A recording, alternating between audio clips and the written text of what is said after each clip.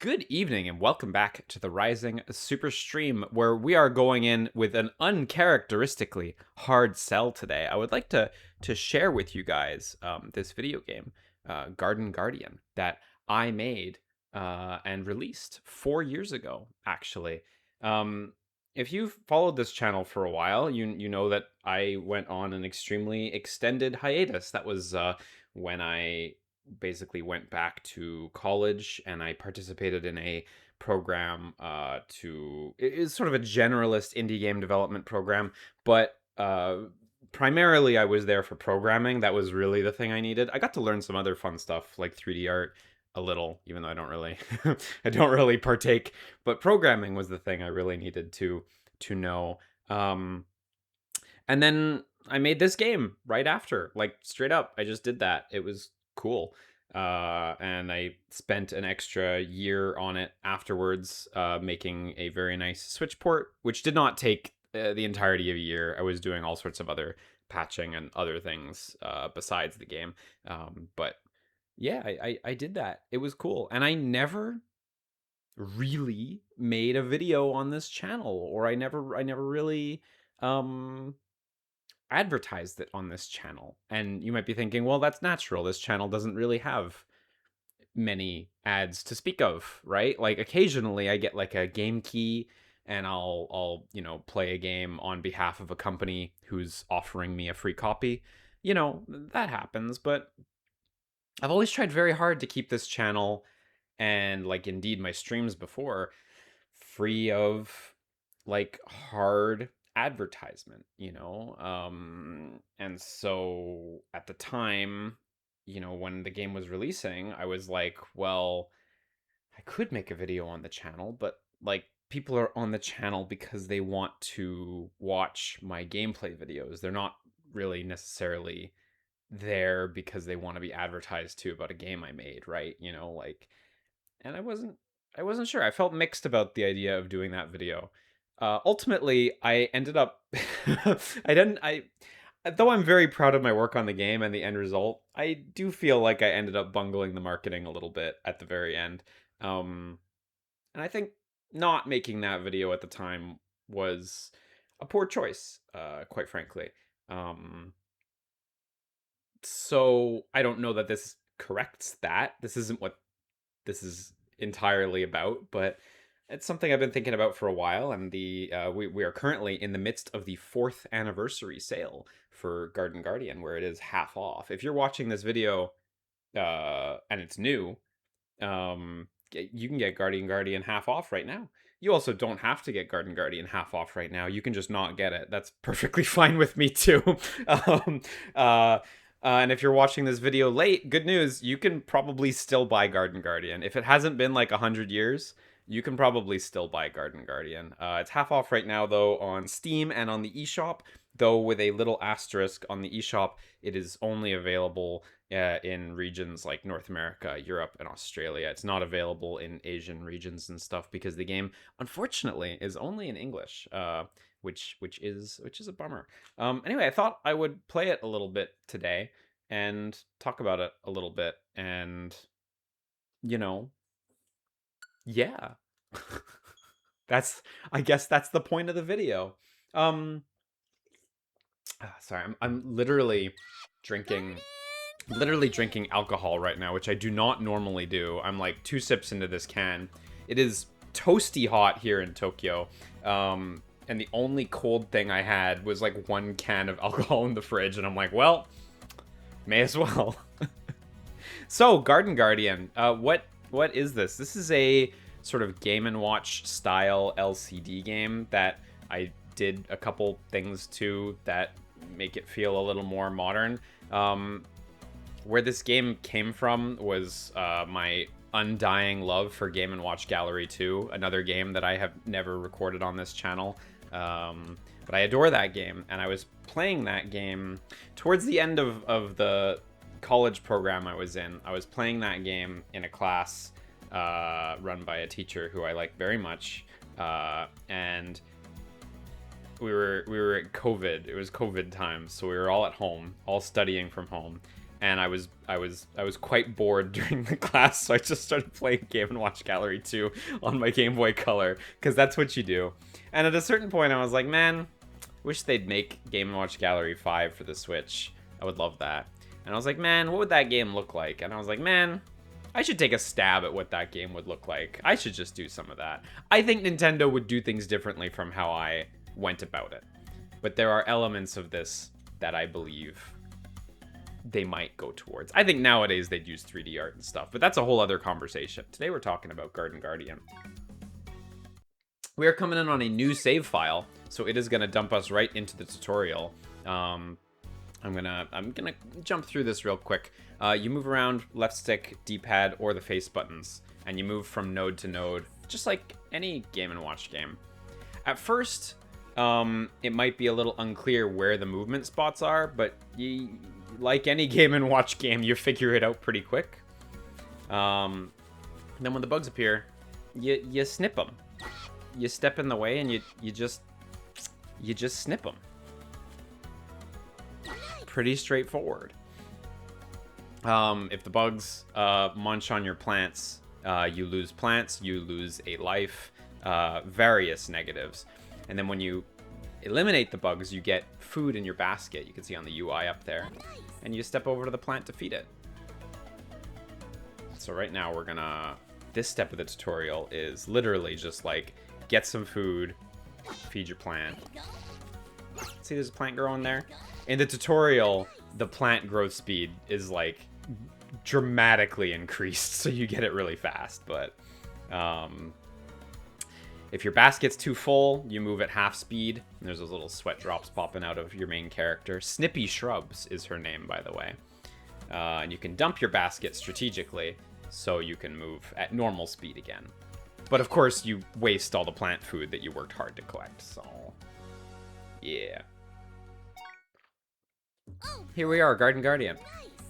We've unlocked stuff. So Garden Guardian is made of like two main modes, Endless and Trials. Endless is representative of like the traditional Game & Watch experience. In Game & Watch Gallery, which I consider to be like the gold standard of Game & Watch games, I guess. You would have Game A and Game B, which is like normal and hard difficulty. You would later also have a very hard difficulty sometimes, and then Classic, which is like the original game. I don't have Classic because I did not have the budget for that. But I did have Endless, and we got in our Game A, Game B, Game C, Game D, so 4 difficulties this time around. And then Trials is the thing where I was like, well, I definitely think a modern take on this sort of game, you'd want to have something like this. Not everyone is down for just the sort of endless score chasing play. So Trials fills a gap there and offers up specific challenges. Do X, do Y, do Z, and then as you unlock them, you unlock more sets of trials. It's neat, and when you play, you unlock stuff in the extras menu, which there's actually a lot in the extras menu. But I think I'll start. I'll start with starting. I'm gonna start on Game B. We just need to get 300 points in Game B to unlock Game C. So I think I'm gonna get to 300 points and then I'm gonna bomb. So we can move this video along. Game B is the normal difficulty, and it moves at, I would say, quite a gradual pace at first. As you gain more points, as you'd expect, the game ramps up in speed, but it doesn't just go up, like straight up in a linear kind of fashion. It goes up in kind of it goes up and down in kind of like a sine wavy kind of way, where as you approach the next 100 point notch, you ramp up pretty linearly, and then once you hit that 100 point notch, you slow back down again, but not all the way back down to where you were in the first place. And that cycle repeats and repeats, and the game gets cruelly fast, frankly, at the top levels. Game B will never get as fast as Game C or D. Each difficulty level really has its own limits, its own pace, its own acceleration. It might not look like much, and it might not feel like much, but there was a lot of work that went into tuning the particular speed at which the difficulty increases. Game B is for anyone who's played Game & Watch games, it should be a relative cakewalk, frankly. So yeah, this is like the general progression of the game. Grow plants by feeding your plant, and then collect the fruit and just keep the bugs at bay, right? Like, it's pretty straightforward, honestly. I have done a couple of lightly advanced strats, but not that much yet. I'm sure I'll talk about them. Later. The one big element is sort of like understanding the quick movement relationships between the tiles. So like from any of these front tiles where you're near your plant, you can just hit right immediately to go back to that central tile. So you don't have to like walk all the way back up to the middle before going back to the center. You can just quickly hit right 2 times rather, and you'll be right back at your plant, who opens their mouth on their own schedule, quite frankly. So you have to deal with when the plant's mouth is open or not, which is a fun little like element you have to work hard for. I just picked up 2 rare plants that appeared actually at the same time there, rare fruits. Very seldom do they appear on the screen at the same time, actually. Even I really don't see that a lot. The heart one, no points for guessing what that does. The heart one grants you 1 extra life. It returns 1 of your misses. I was already full, so nothing. And the blue one was simply a rare type of fruit that grants more points, because I wanted to accelerate point gain. I'm gonna let it drop now because we're past 300 points, so I'm gonna let this end so we can unlock some stuff and we can move on. As you can see in the top corner, the UI, the little miss icons whenever you take a hit, it's the bug that actually did hit you that appears there, which I think is a really cute touch. Yeah, so the blue fruit was actually something that was patched into the game a little later on. It's something that I feel a little mixed on because the coloration like looks so different from the other stuff in the game. If I ever made a sequel or something or addressed it, I might change it back to orange and make it just glittery or something like that. I don't know. I don't really know. The goal was Garden Guardian is at its most fun when a player is pushed to their limit and they enter that flow state that, you know, every game designer wants to get their player into, right? And I think Garden Guardian has a solid one once you get there. So the most fun part of Garden Guardian is when you get there, and I guess what I was aiming for with adding that fruit was increasing the rate at which people can get to that flow state. Just like increasing the speed gain a little bit. The other thing was people found the difficulty a little higher than I anticipated. When you make a game, it's pretty common for you to get pretty good at the game and for you to potentially lose sight of like what exactly is difficult and what exactly is easy. I wouldn't say I lost sight, but I definitely underestimated. I was always thinking, oh, okay, I need to be careful about this. But even though I was being careful about this, it wasn't enough. I didn't do rigorous play testing or anything. You know, I had friends, you know, put their hands on it. But when it came out, I did get a lot of messages from people. And like I saw it online and stuff, that the difficulty was just tuned just a little high. So adding the blue fruit that occasionally appear makes it so that it's a little easier to get higher scores, and it's also faster to get to that flow state area. It's a slightly inelegant addition, but you know, I don't feel too torn up about it. This is the extras menu. We unlocked some stuff before by passing certain tiers, so let's take a look at what we got in here. Gallery is probably the fanciest and most elaborate thing in here. So it's an art gallery. You know what an art gallery is. There's a lot, though. Like, we actually got a lot of art in here, and I will stop and take a look at, like, what we unlocked just now, but just to give you an idea, we actually got a shitload of art. Most of this art is by my good friend Phil Dragash, who did like 99% of the art in this game. He did like all of the gameplay stuff that you see, all of the sprites. He did so much. Like as far as the gameplay stuff goes, the only gameplay, as far as the like gameplay and menus, the only things he didn't do was like the menu UI stuff. With some exceptions. Like he did the curtains in this screen on these like on this gallery page. He did the curtains, but like he didn't do the arrows. That was me actually. And the only other thing he didn't do was like very late in the game you can unlock an alternate UI setup that is sort of a classic Game & Watch UI setup. Spoilers. But other than that, he did everything. He was a real workhorse on this game, and he did an amazing job. So the gallery, I feel really good about it. It's very fully featured for a gallery.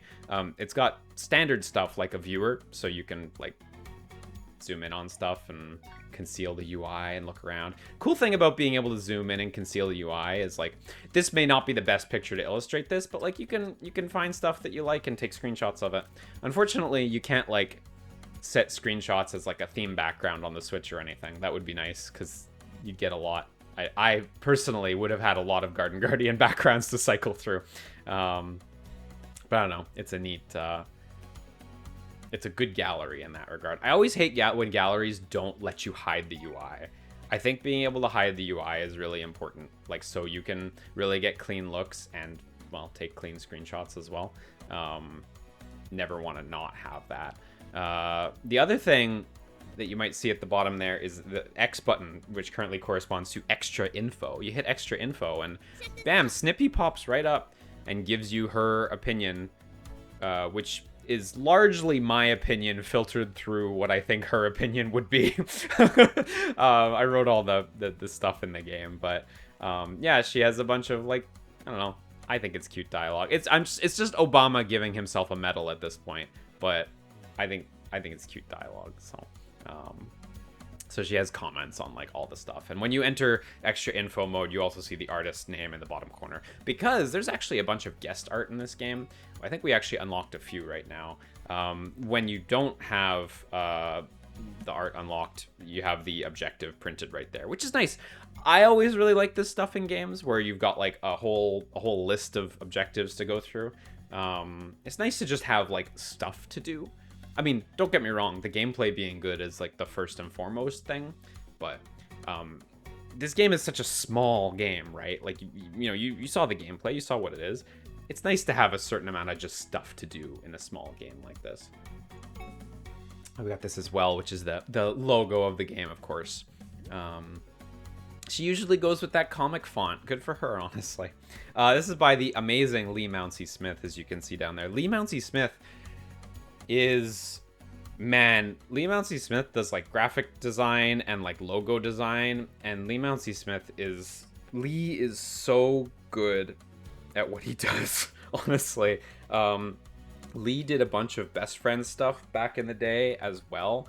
I think Lee did... Oh, I might get this wrong. I really don't want to get this wrong. I think Lee did like the Friday Night Fisticuffs logo. A bunch of stuff back then. Lee also, did the logos for this game. The single logo that we finished, and then a bunch of other logos that we didn't finish. I actually think this art in the art gallery right here is all of the like work in progress logos that we didn't finish. So would have needed to get a 5-star score for that, which just gonna have to try harder next time. Anyway, there's like lots. I really liked, you see here, this art doesn't have like clean edges. I really liked when I was like implementing this, like making sure to like show the actual shape of the art. It looks kind of cute sometimes. There are like imperfections, but I don't know, I think the imperfections are like what's kind of nice about it. What else do we got? We got this. This is the art that appears in the background in the menu, as you can see. And like when I scroll between them, you can kind of see it in the background there. This was a mood piece that Phil drew really early on, like before we had like 100% figured everything out. And I would say like we stuck with it pretty darn well, honestly. There's an early Snippy over there, but like Snippy had no design at this point, you know, like so she developed since then, but like largely the same.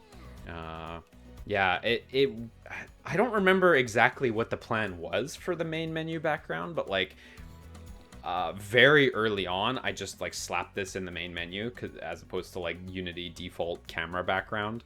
And it was such a nice warm atmosphere that I just kind of left it. And it just sort of stayed. And I think it's like a fine main menu background. So yeah. A lot of trials objectives here. See here, like this sort of stuff I like seeing the silhouette. So you can see Snippy's hair and like the like tip of like snippers. Let's see, we got a couple more. We got this one. Oh, this one, man. This one's really, really cute. Spiral Visual. This was a commission secured for the game by someone who I ended up becoming friends with. Their style is just so gorgeous, honestly. And like the pixel art look with the detailed shading, it's just like, it's so aggressively cute. I really, really love how this one turned out. And it really stands out in the gallery, honestly. Nothing else like looks anything like it.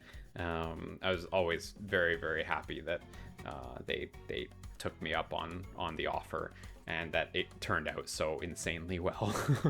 There's a bunch of fun ones in here, honestly. There are also some pieces of fan art in the gallery. So like this one is a piece of fan art. This one is a piece of fan art. Man, was this one fan art or was this one a commission? I remember it being a commission. Maybe it was fan art. I can't remember. I think it was a commission though. Anyway, this one is a really fun one that I don't know if I should put their name out there. This is just a Twitter user whose name I do remember, but they didn't sign up to be explicitly in the credits of this game. So maybe if you unlock the art, you can see their name. But they made this piece of art. This looks very unassuming, but when you unlock it, it's actually a really cool and unique piece. Anyway, we got a lot in here. Oh, yeah, we got this too. Oh, yeah, the anniversary art. This was for the first anniversary of the game, or is it for the release of the game? Oh, look, I actually unlocked art by examining more art. There, one of the arts is unlocked by getting Snippy's opinion on art like 5 times or something, which you will inevitably get very early. Okay, this was to celebrate the launch. Yeah, not the first anniversary. Super cute. Another one by Phil. Most of them are by Phil again, so these ones are the awards, which I'll mention in a bit. Where was the one that I unlocked? Because evidently just unlocked a new one by examining stuff. Oh yeah, we unlocked this one. Cute. So this is one of the fan art ones. Adorable. Oh yeah, yeah. Maybe I shouldn't show the name just in case. Again, they drew this awesome fan art and they consented to have it in, but maybe they didn't consent to have their name blown up in a YouTube video. So, but yeah, super cute. Other than that, we have tips. Tips is maybe a less exciting menu. It is what it sounds like it is. It's tips. You unlock tips as you play through the game. This was also something that was in Game & Watch Gallery, and I thought it was a good idea. I mean, obviously instruction manuals are good, to be clear, and this doubles as an instruction manual, but it does get into like hard tips territory. I know I'm like, again, it's Obama giving himself a medal, but Snippy's got little opinions on there too. Like, you know, yeah, you can play with a stick, but Snippy, my opinion filtered through Snippy is try the buttons out, actually. There's a variety of good tips. Map layout. There's the map layout. This is how you move around. But then Snippy will tell you, hey, you know, make sure you jump back to the center real quick. I tried to get in like real, you know, decent advice where I could. This one was a good little bit of game design that I really liked, where the on the bottom, the smaller bugs, the scuttlers, they have a 50-50 chance of dropping one or no plant food. but the speeders and the bruisers have a 50-50 chance of dropping either 1 or 2. So when you eliminate one of those, you know you're getting at least 1 plant food. So you can, you can bear in mind when you're going to get encumbered or not. Also, you know that when you beat one of them, you are immediately ready to go feed the plant no matter what. Whereas the scuttler, you have to be a little more reactive to whether you get the plant food or not. If you don't get the plant food, don't change your game plan. But if you do get the plant food, are you encumbered now? Were you ready for that? Are you ready to go feed the plant? Is the plant's mouth open? A lot of like snap questions come up. But yeah, fruit plant growth. This one's basic. This is the basic how the plants grow. Fruit plant growth 2 is the one that's like too much text, too complicated. I had a friend read this once and they were like, I'm sorry, what? And maybe they're not wrong. Let me try to. When a fruit plant grows, it gets assigned a random growth value between 5 and 10. That's true. That's how I made the game. When the carnivorous plant has eaten that much food, the fruit plant will grow and get assigned a new growth value. So say it gets assigned 5, you feed it 5 food, it'll grow and the dice will roll again and it'll get a new number, 5 to 10. Each fruit plant is tracked individually, so they will usually grow at different rates. That's true. So like you could get 4 of them that roll a 5 and one of them rolls a 10. And so 4 of them will grow a step in half the time. But they do have to grow, 3 steps in order to be pickable, right? So it's nice because you can, as you get accustomed to the game, you can start to understand the flow of like how long it takes for you in terms of like feeding sessions, how long it takes for you to successfully grow. That note at the bottom, the trial some trial stages are like rigged so the plants grow really fast or really slow, but I believe those stages all say when they have such a change. One thing, this is an important tip. There's no carryover. So yeah, if the growth value is 5 and you feed it 7 food, it only counts the first 5. The other 2 are just wasted. So like, just good to know. Just like, be careful. Learn the game. There is some advanced stuff to figure out. Bonus fruit's worth 10 instead of 3. Again, just to speed up the point growth for various reasons. After every 200 points, the next fruit that grows will be an extra life fruit. I don't know if you guys have noticed yet, and unfortunately we've come to the one that I hate. This font, this chalkboard font that I used here, does not support any glyphs or punctuation. So if you look at, or numbers. So if you look at the hyphens, the dashes, or you look at like the periods, or you look at the 1 in 1 up, you will see that it is like defaulting to the Unity default font. Which I hate, but I had very little money to work with on this game, and I had to use the chalk font that I had access to. So, optimized movement is a good one. So you move with left stick, D-pad, or the face buttons. It's a bit tricky, but you can increase your action speed by alternating input methods instead of just using one. Give it a try. What this is meant to instruct you to do is use the D-pad or the left stick in conjunction with the face buttons. What I have since realized that some people have read of this is using the left stick and the D-pad, which you could do, but that sounds horrible because they're on the same side of the controller, right? For anyone who's played Project Diva or rhythm games like that, that's kind of what I intend here. If you need to move up twice, instead of tapping up twice, like just tap up and X. It's faster, it's easier once you get used to it, and it really speeds up your play speed. There we go. Switching thumbs also spreads the load across both your wrists. Repetitive strain injuries are no joke. I wonder who got a repetitive strain injury from video games and filtered their opinion through Snippy. Couldn't be me. Anyway, there's a lot of tips. There's a lot more tips than this. The tips don't show like when they're locked or unlocked. Which is kind of inconsistent with the art screen now that I'm looking at it, but didn't feel right, so it is the way it is. We got stats and awards. This one's pretty straightforward. I'm going to skip through the tutorial text. Stats. The stats are kind of fun. To the left of each stat, there's a little star. None of them are lit up. Those stars light up once you pass a certain threshold. So once you pass a certain amount, you get like a completion star for like doing that thing fully. It's a little generous, I think. I don't think Endless and Trial stars, the two top ones, I don't think you need 100%, but it's close to that. But anyway, yeah, that's like the tiny little thing for any super players who wanna. And then awards, which are just achievements. We got a couple of them.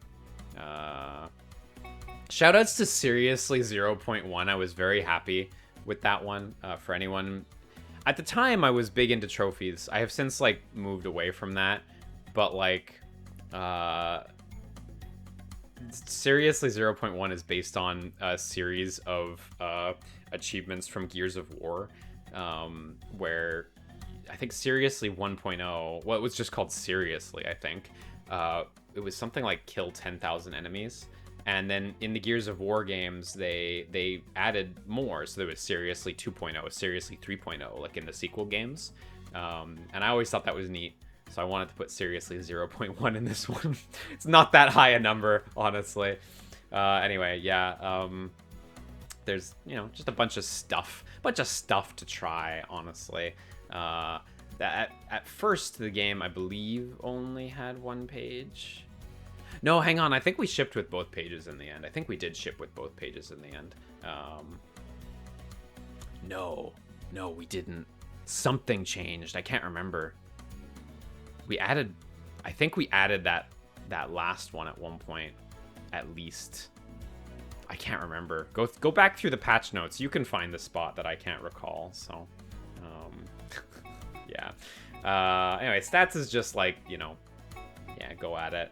Sound test, not too much. There's some, you know what? I'll come back for the bottom menu bits after, because there is stuff. Let's head into trials. We already did the tutorial. That does count as a trial. As you can see, like, so we have the objective. Snippy's basket size has shrunk. It can only hold 5 plant food at a time. Score 30 points. High score at the bottom, and then you see the little safety basket. What does safety basket mean? Well, there's a bunch of those modifiers. They're just modifiers. Not every level has them, but like the tutorial has no miss, no fail. Can't miss, can't fail. Safety basket, it can only hold 5 plant food. Safety basket because you can't get to the encumbered point, you know, like when you get 6 plant food, you become encumbered. The trials have like extremely fixed difficulty.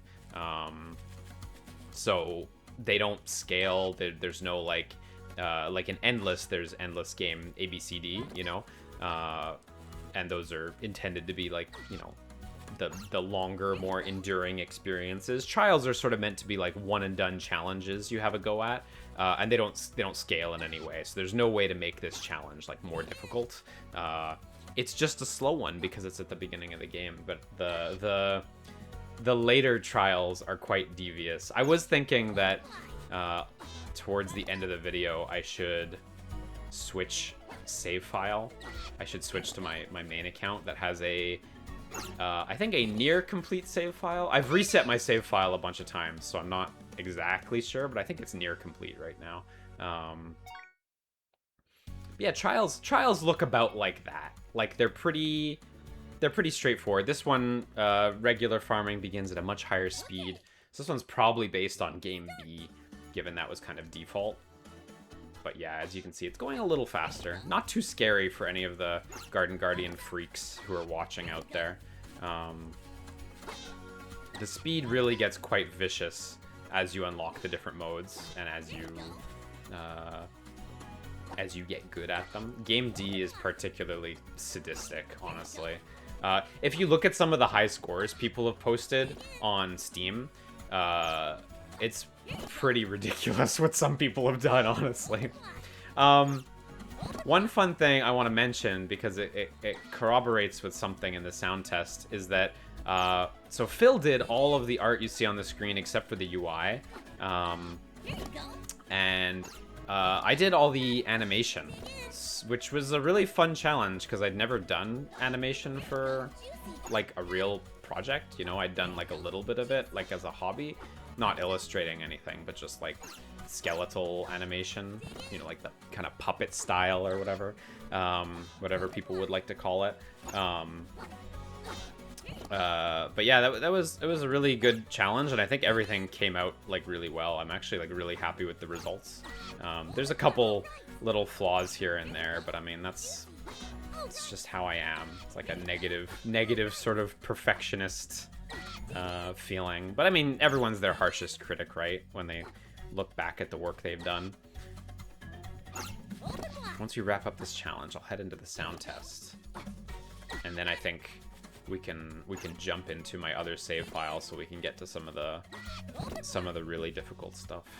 Just to take a look, just to see, just so you can know.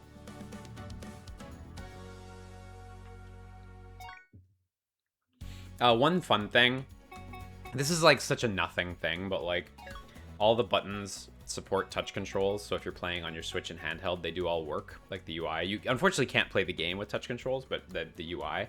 I felt so gratified when one of my friends brought over her 4-year-old, and she grabbed the Switch with my permission, it was okay, and started touching the menus, and they were working. I was like, oh my god, this was so fucking worth it, just to see this child pick up something I made and be able to interact with it. Then when they got to the gameplay, it was a disaster because they didn't know how to operate, you know, sticks and buttons in that way. So you win some, you lose some, but it was really satisfying. Sound test, you know, it's just a sound test, right? It's not gonna blow you away. It's the songs in the game and all the trills and all the sound effects. Stepping in grass, snipping. Oh cool. But also, actually, oh cool was not the sound effect that played. It was that was what accompanied this notice telling me we've unlocked some art by playing sound effects. Also a menu background, which we'll get to. Riveting sound effect gameplay. So the music is by my very good friend, Little V Mills. Go check out Little V Mills on YouTube or any music application or whatever. Little V Mills is like an insanely accomplished musician. He's genuinely so good. He's a drummer, but he's amazing at everything. He can play guitar super good. He can sing super good. He can do it all. It's really cool. I should say he's really cool. He did the main song for this game, which I ended up naming Savannah Days because it needed a name. He didn't name it that way, but I hope he's okay with the fact that I named it this way. The game had a very limited budget, right? So I had this idea. I was like, okay, can we make a song that's kind of like this, but like can it have like multiple distinct layers so we can like get away with only using one song for the entire game, which is like, you know, ideally I would rather have like, you know, a 20 track epic, but it wasn't in the cards for the budget that was on hand, right? So there's like, you know, the main song, which is, you know, this Savannah Days thing, and it plays through. Where are the dude dudes? The dude dudes are coming. That's the song. But like on the menu, it skips that opener and it drops, I believe it drops the dude dudes.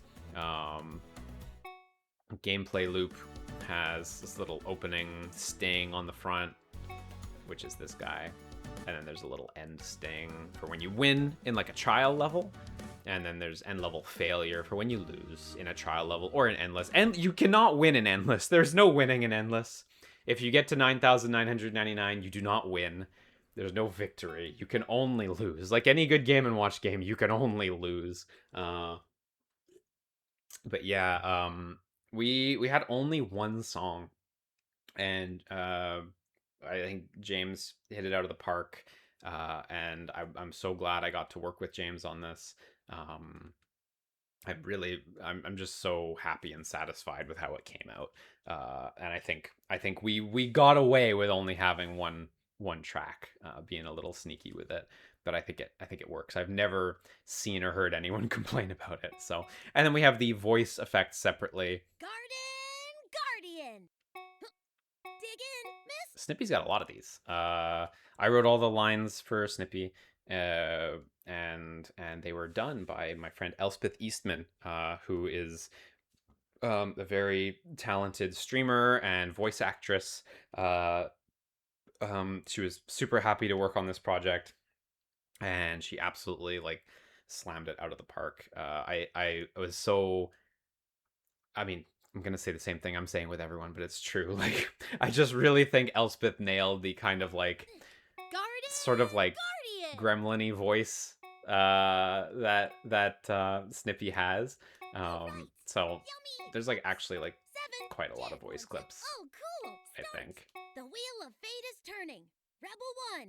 Action. Some of these never got used, like that, like the Blaze Blue one that's in there. Since I was doing animations, I was like, oh, it'd be really funny if I had like, if I did like an extremely rare level opening that was like the Blaze Blue like animation of how like a battle opens in Calamity Trigger. So I was like, well, let me get Elspeth to record this anyway. The wheel of fate is turning. Rebel 1. Action. I think Elspeth actually asked, like, why is there a Blaze Blue line in here? I think. It didn't end up getting used. I didn't end up doing the special animations. I would have made those, like, happen, like, 1% of the time or something. Like, very dramatically rare, right? So right now, there's only the default, like, level start animation where Snippy kind of, like, smacks her face and you head in, right? There's another one, Finish. too. Finish. Jackpots. These are used. Finish is like victory. Finish. Finish. There's a couple finishes. It's true, they're stacked. Some of them are stacked. Like there's multiple different Finish. Finish. Finish. versions. And then there's when you lose a level. Finish. Finish. Finish. Jackpots. Jackpots. Where's everyone going? Bingo. This was another like level end one that was like I wanted to animate like the bugs leaving the screen and Snippy looking around, kind of like, I don't know, Leon in Resident Evil 4. Not that cool, but it sounds lame now that I'm saying it, but I really thought it was going to be a cute idea. Didn't come to pass, but whatever. Nice. Didn't want to take the sound clips out either. How many of these are there? I forget. Bye-bye. 29 Bye-bye. with a bunch of versions. Customize. Sound Oh, tests. Bye-bye. Bye-Bye's a funny one. You actually can't hear that one in the Switch version normally. That's PC exclusive, because the PC version, the options button is like a little smaller, and in the top right corner there's a quit button to quit back to desktop, but of course you don't have that on console, so you would never hear the Bye-Bye. We have Customize, which we've also unlocked some stuff for. Customize that's exactly as you think, so there's different backgrounds for the menu. Some of them are really busy, honestly. Like, this is like overwhelmingly busy in the background, so some of them are a little busy. Most of them are just like art that we had laying around. Some of them, like this one, are like just edited, just like silly edits or whatever. This was like from one of our patch notes. This art is based on Omega Boost for the PS1. It's called Gallery Boost because that was the name of the patch, also again based on Omega Boost. I'm gonna leave it on default. Gameplay UI, there's a couple. Modern Light is understated. It just takes away some of the heft. And there's 2 more you unlock later, and then like you can change your sheer colors as well. So if you want like Eva Unit 1 or whatever Piccolo colors, you can have that. You can do it. I wanted to have a feature where they like automatically colored based on your Joy-Con colors as well. Sadly didn't get around to that, but I thought that would have been cute. The last one's credits. There's not much to say here except I love and respect all the people listed here. Honestly, like really kick-ass team. Everyone was so fun to work with and so helpful. We had a good time. We had fun. It was good. Yeah. I'm gonna give some little shout outs because I'm here. Aaron Scott, who did some initial sound work on the game, and then did audio programming and programmed basically programmed the like audio speed up, speed down, like that whole speed thing, like really took that off my plate, which was a bigger task than I initially expected it to be. And Aaron just like basically handled like all the audio coding beyond that as well. So it made me a really nice tool that I could use to just plug everything into real quick, and I really appreciated that. Phil did all the illustration concepting. Like I worked very closely with him on that, and then also all the actual like game art and stuff like that. We got James Mills, Little V Mills on the music, Lee Mounsey Smith on the logo, Elspeth Eastman on the voice acting, my good friend Fred Wood on console porting support. So I did most of the port, but Fred was there loaning me his dev kit and really helping on like the back end, like the submission and stuff like that. It was good. Very, very easy to work with Fred. Very easy to be good friends with Fred. And then my good friend Aaron Schmidt also came in one of the later, maybe the last patch for this game, where we added not the last patch, one of the later patches, where we added the classic UI style, which is like one of the last unlockables in the game. Aaron did all the classic UI art, which is the additional interface art. And then I did. I'm already Obama giving myself a medal way too many times in this video, but I did all the other stuff basically, all the other making the game. As far as the like making the game portion goes, I did like 90+% of the work, 99+% of the work. Aside from all the specific things everyone did here. And then the 1% that I didn't do was like a couple tools that I found online that to help skip some steps. And then we got play testers and accreditation and stuff like I ain't going through the credits, like not that special. Let's play some hard stuff. We're gonna quit the game and we're gonna come back in not with a empty save file.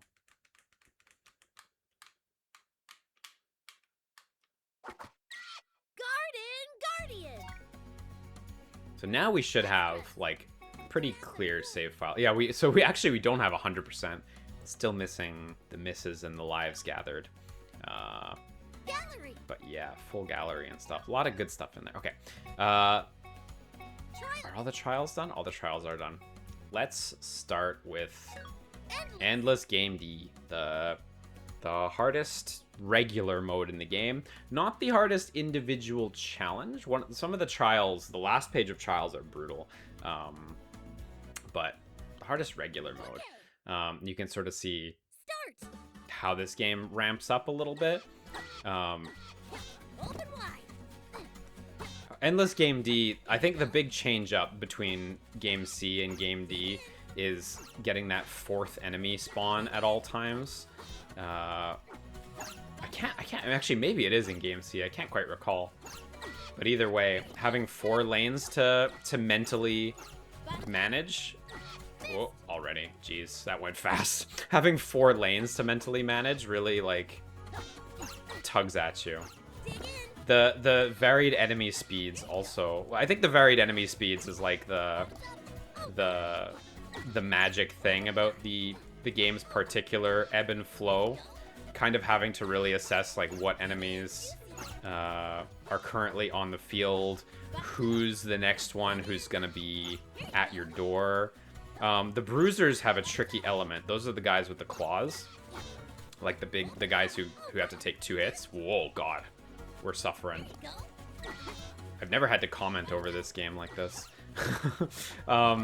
The bruisers, they take 2 hits, right? And they get like stunned briefly between the 2 hits. When they enter that stun state, they go down for, I believe, either 1 or 2 seconds scaled to the game speed. So there's like 2 specific permutations of like movement behavior they can have after they go down. So just because they've gone down doesn't mean you know exactly when they're going to show up. And you do need to, like, be ready to respond to anything. Any possibility. Otherwise, the enemies generally have pretty fixed behavior, I think.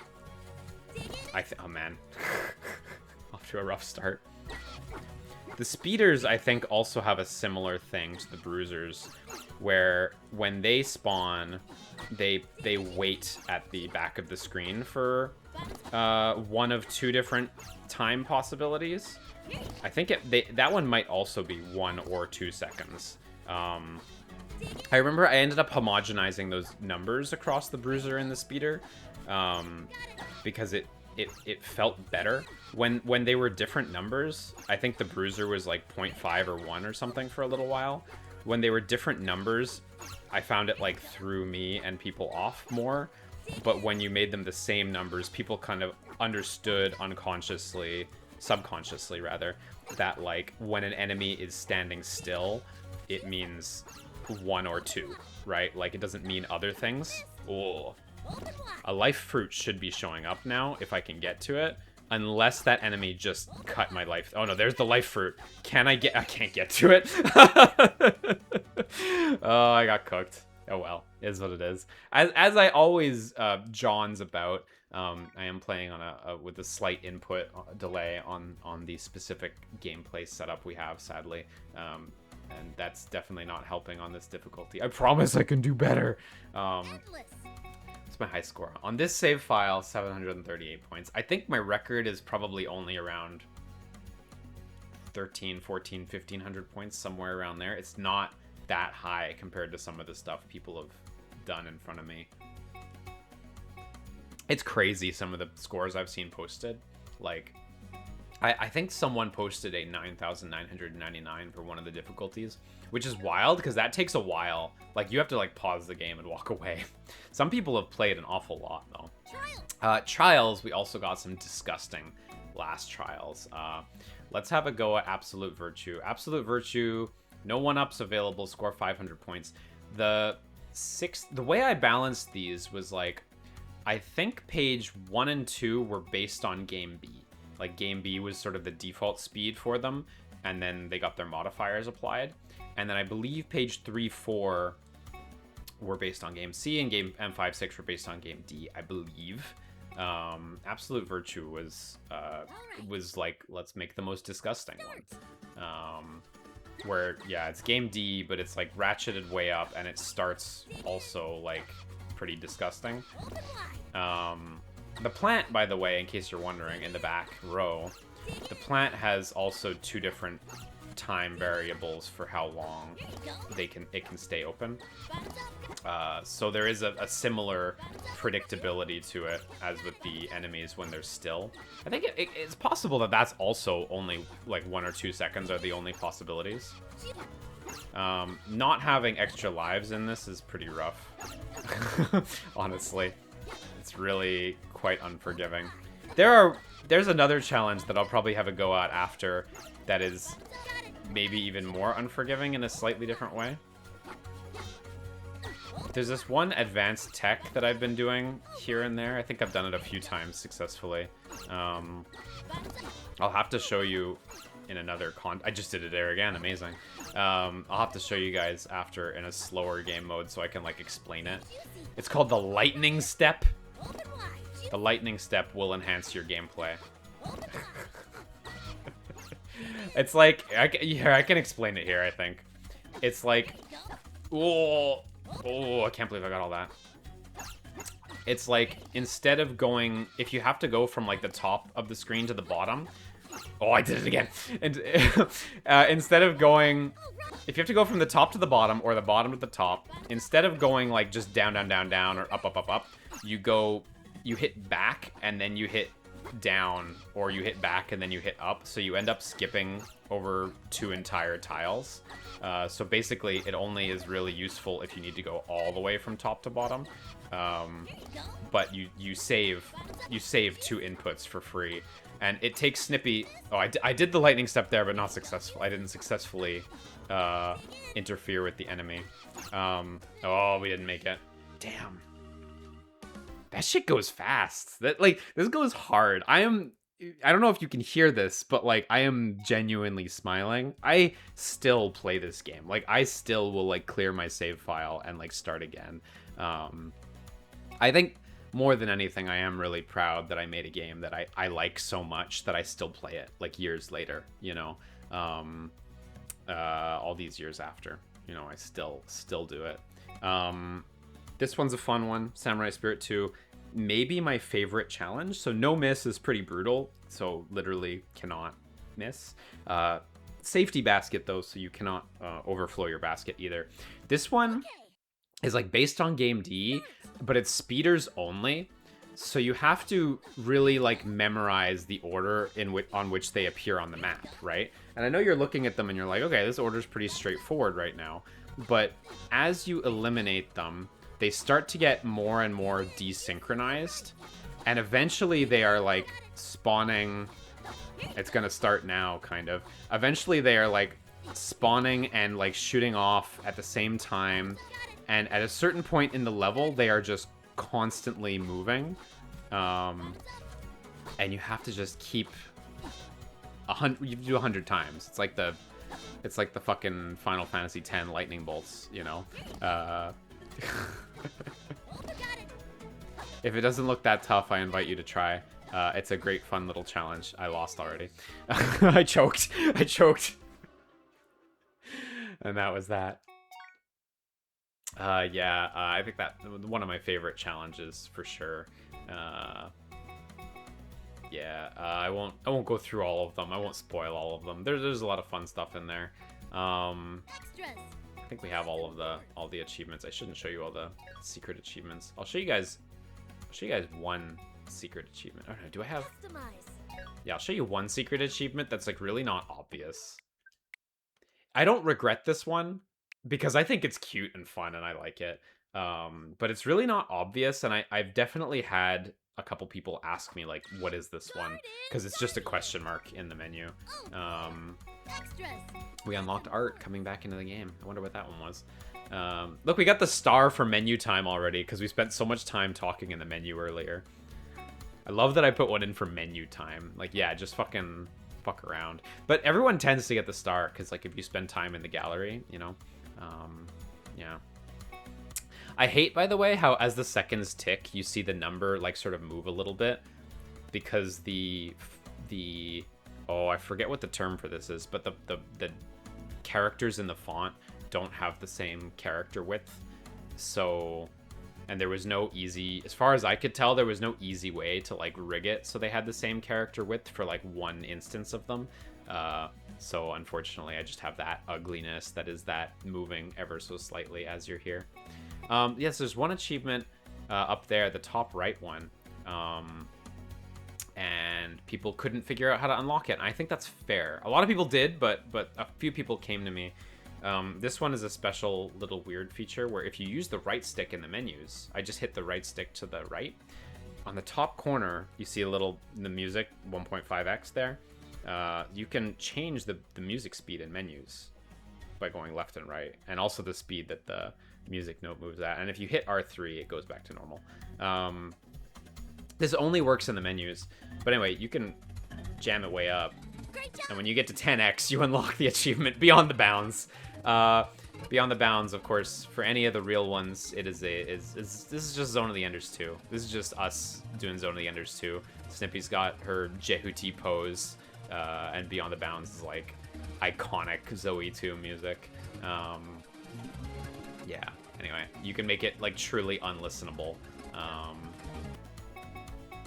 A bit of like invisible game development work that like you would never see if you don't try to make a game, but like I had to like do extra work to make sure Beyond the Bounds could unlock while you were in this menu, because like previously before I fixed it, you would like unlock the achievement, but this menu didn't just arbitrarily update, right? So you had to like, I had to like update the menu as well and stuff like that.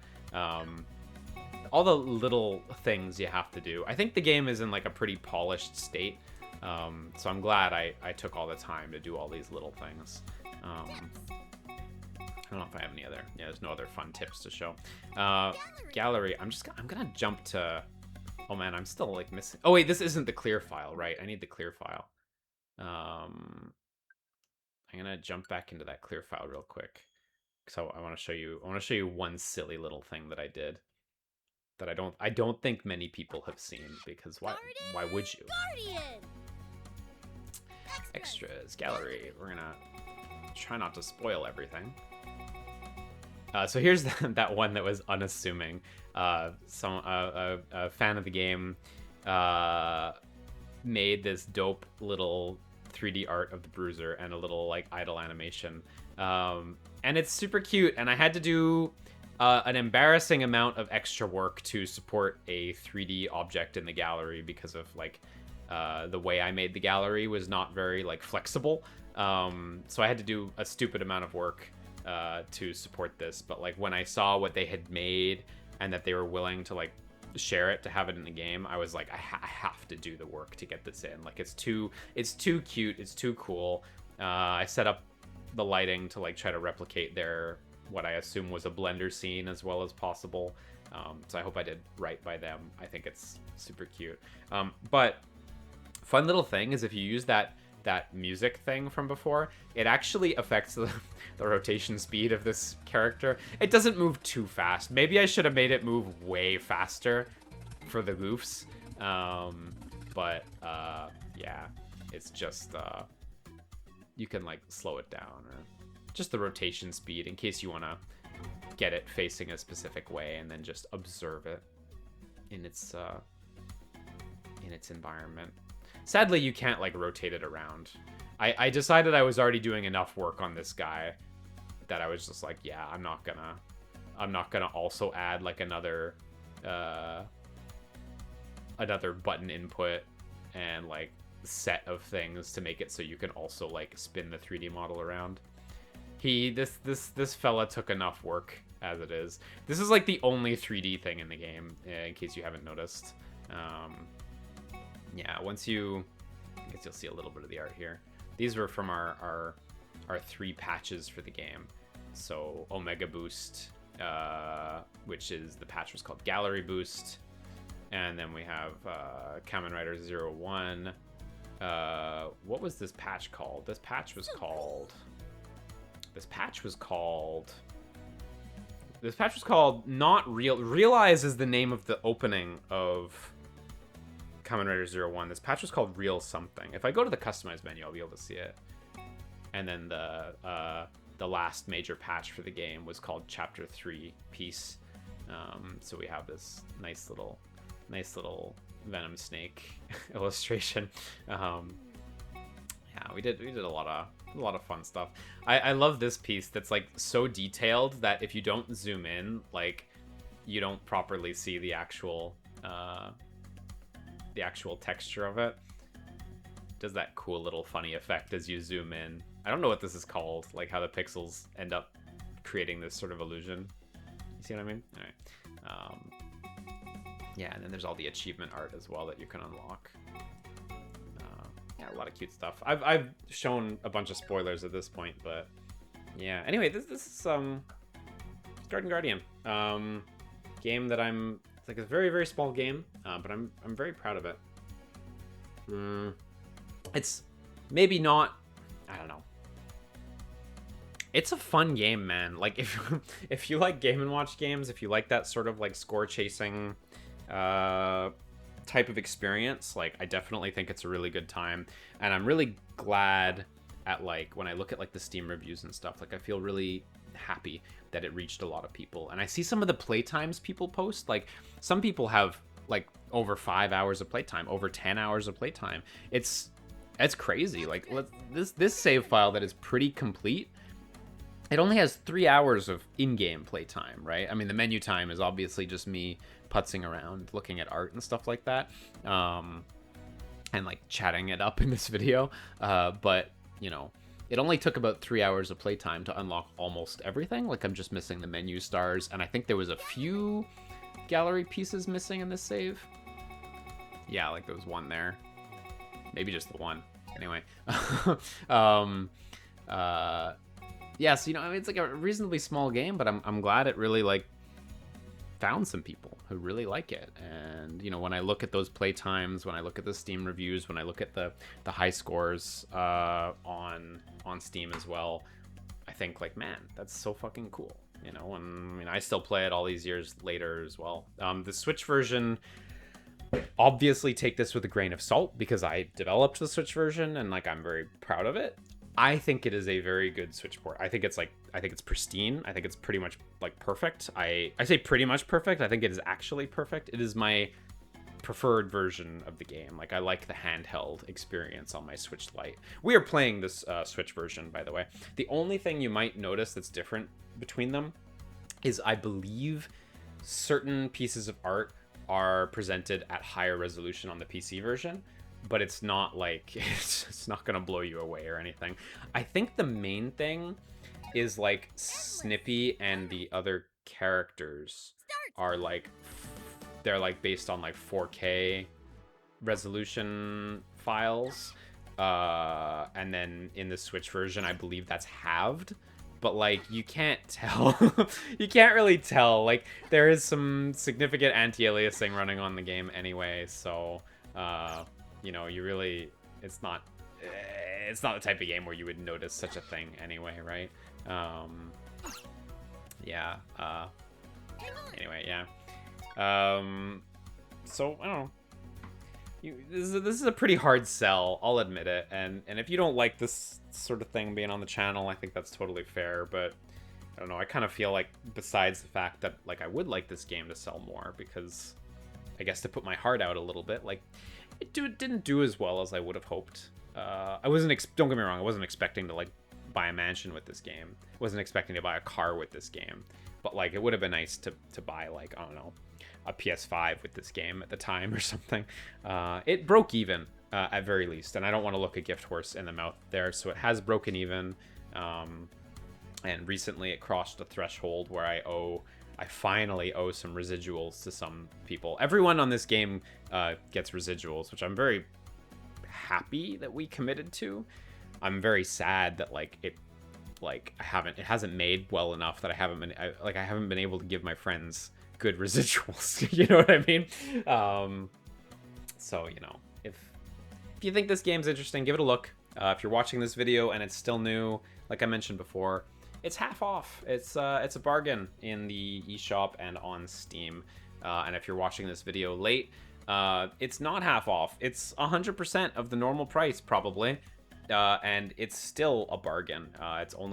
This game retails for $5, which is, I don't know. When I surveyed people about what price should I sell this game for, the most common number that came up was like $3 or something, and I was like, man, that's too low. I have no latitude to like put the game on sale. You know, if I put the game half off for $3, it's like $1.50 minus transaction fees and stuff. It's like we're only making like around $1 split a couple ways. You know, like that's no good for nobody. We also currently still work with the Plant for the Planet organization on this game. So every purchase made, we donate 20 cents of the proceeds to planting trees, which is a cause I believe in. Maybe I'm naive. I think I am idealistic, and you know, I wish it could have done more good. I wish it could have sold more and we could have donated a lot of money to such a cause, but you know, we did what we did. Yeah. Anyway, that's Garden Guardian, a game I'm very proud of. I hope you thought this look at the game was interesting. I have thought maybe I should do the exact same video every year from now on for the anniversary. Pro tip, by the way, I released this game on August 10th, which is the same date as my sister's birthday. So if my sister Tara has watched up till this point, which I highly doubt, happy birthday. Congratulations, you did it. You're still alive. For my mom, who has definitely watched to this point, please let Tara know that I recorded that bit of the video just there. I would really appreciate that. Other cool thing is if you put your game out on your sister's birthday, it's now no longer your first priority to message your sister happy birthday, but they understand and it's okay.